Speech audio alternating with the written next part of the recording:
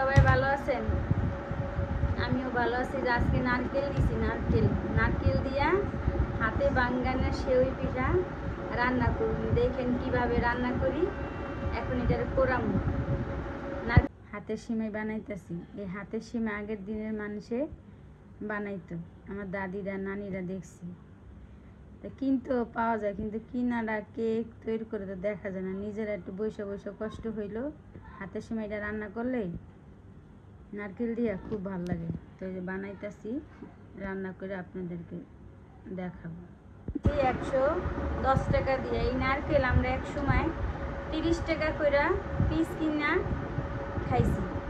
মানুষ এখন একটা কিছু খাইতে ইচ্ছা করলো, টাকার জন্য ঠিক মতো জিনিস আনতেও পারে না, খাইতে। এই যে আজকে এই নারকেল কিনে আনলাম 120 টাকা। আমরা ছোটোবেলা নানি করে দেখছি, দাদি করে দেখছি, খাটের নিচে চোখের নিচে নারকেল রাইখা দিত। যখন যেটা মন চাইতো তখন এই বাইকেরা ছিল্লা একটা তৈরি করতো। আর এখন আমগো তৈরি করতে হলে কিনে আনতো একটা নারকেল দেখে। আর আগে তো মানুষের ঘরে খেলছে নারকেল দিয়ে, নারকেল দিয়া নারকেল কুড়াইয়া মুড়ি খাইছে, নারকেল কুড়াইয়া ঘি দিয়া মুড়ি খাইছে, কত রকম খাইছে। আর এখন একটা নারকেলের দামের জন্য মানুষের ইচ্ছা করলেও খাইতে পারে না।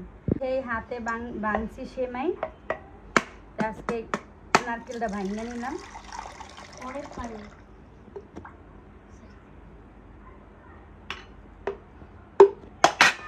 আরে বাবা, দারুণ করে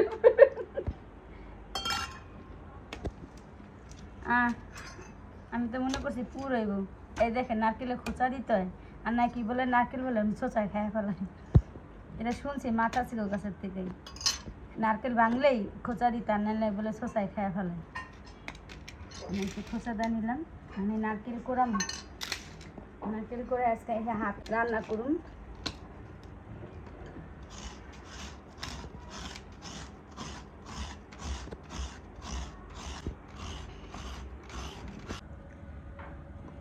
এই যে কড়াই ফেলাইছি, বুঝছেন?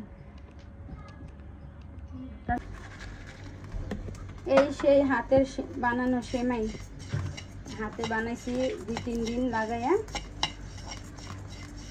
এখন ভাজা নিম, হালকা হালকা ভাজাটা নিলে সেমাইটা একটু ঘেরান করে। হাতে এটা কাঁচা ময়দা না, একটু হাতে ভাজাটা নিলে জিনিসটা সুন্দর হয়। একটু হালকা, এই যে দেন হালকা বাদামি কালার হয়েছে, একদম হালকা বাদামি কালার হয়েছে, হয়ে গেছে আমার এটা ভাজা। এখন আমি এটা নামাই নিব, পরে দুধ চুলাই দিব।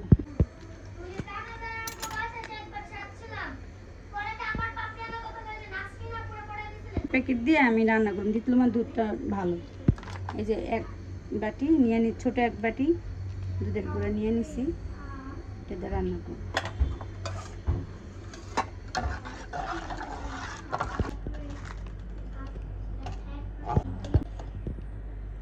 এই যে ভাইজা রাখছিলাম, এই যে সিমাইটা এখন দিয়ে দিলাম। দুধটা বলক এসে পড়ছে, ভালোই জাল হয়েছে। এখন এই যে দিয়ে দিলাম সিমাইটা, দিয়ে আমি সুন্দর করে লাড়াচাড়া করবো। এটাতে দিয়ে দিলাম মশলা,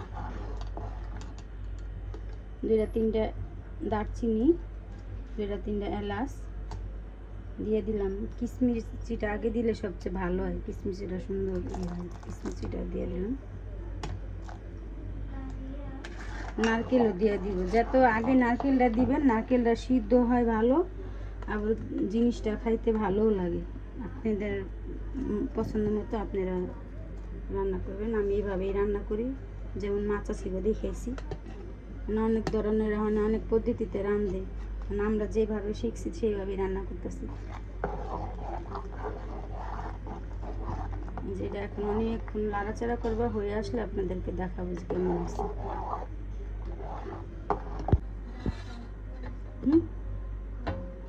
আরম্ভ করছেন? এই যে এটা হলো রাজবাড়ি খেজুরের গুড়, শীতে আনাইছিলাম। আমাদের কারখানার একটা কারিগর, তাদের বাড়ি হলো ফরিদপুর রাজবাড়ি, তাদের বাড়ির খেজুর গাছের দিয়া তারা বাটালি গুড় বানাইছে। এটাকে বলে বাটালি গুড়, পাটালি গুড়। এই যে পাটালি গুড় খেজুরের ফ্রিজে রেখে দিয়েছিলাম, যেটা দিয়ে রান্না করবো আজকে। এই যে দেখেন খেজুরের গুড় দিয়া, শীত ছাড়াই খেজুরের গুড়ের এই যে পায়েস, আপনারা এরকম করে ফ্রিজে রেখে দেন, যখন খাইতে ইচ্ছা করে নর্মালে রাখলেই হয়। এই যে দেখেন এরকম হয়েছে, এই যে হয়ে গেছে আমার এইটা।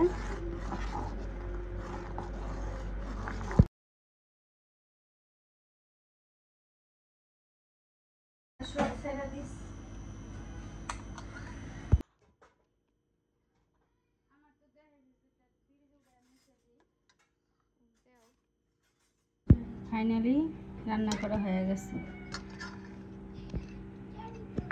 গরম ফুয়ে ফুয়ে খাই।